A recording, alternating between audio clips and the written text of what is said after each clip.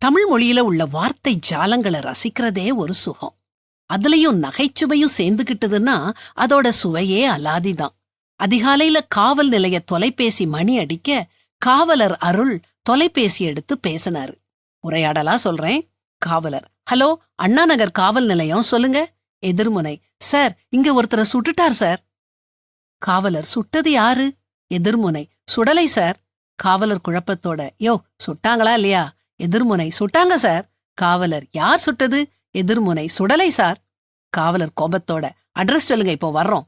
எதிர்முனை address சொல்ல காவல்துறையினர் அந்த இடத்துக்கு போனாங்க. அங்க 3 பேர் நின்னுகிட்டு இருந்தாங்க. சுடப்பட்ட ஒருத்தரை ஊழியர்கள் ஸ்ட்ரெச்சர்ல எடுத்துட்டு போய்கிட்டு இருந்தாங்க. நம்ம காவலர் அங்க போய் இத பார்த்த சாரதி யாருன்னு கேட்க, அங்க இருந்த ஒருத்தர் கைய தூக்கி நான் தான் சார்னு சொன்னாரு. காவலர் அவரை பார்த்து சொல்லுங்க, என்ன பாத்தீங்கன்னு கேட்க, அவரு நான் ஒன்னும் பாக்கல சார், நான் இப்பதான் வந்தேன்னு சொன்னாரு. அதுக்கு காவலர் டென்ஷன் ஆகி, யோ, பிறகு எதுக்கியா கைய தூக்குனேன்னு கேட்க, அதுக்கு அவரு என் பேரு பார்த்த சாரதி, அதான் கைய தூக்குனேன்னு சொன்னாரு. இன்னொருத்தரை பார்த்து அப்ப நீ யாரியான்னு எரிச்சலோட கேட்க, அவரு நான் தான் சார் பார்த்த சாரதின்னு சொன்னாரு. காவலர் கடுங்கோபத்துல, யோ, உன் பேரும் பார்த்த சாரதியான்னு கேட்க, அவரு இல்ல சார்னு சொன்னாரு. காவலர் உடனே நீதாயா சொன்ன பார்த்த சாரதின்னு கேட்க, அதுக்கு அவரு ஆமா சார்னு சொன்னாரு.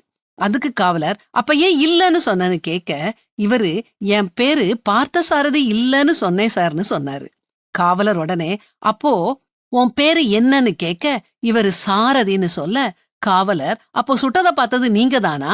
சரி சொல்லுங்க, சுட்டது யாருன்னு கேட்க, அவர் 3ஆம் நபரை காமிச்சு இவர்தான் சார்னு சொல்ல, காவலர் அந்த 3ஆம் நபரை பார்த்து நீ யாருன்னு கேட்டாரு. அதுக்கு அவரு நான் சுடலை சார்னு சொன்னாரு.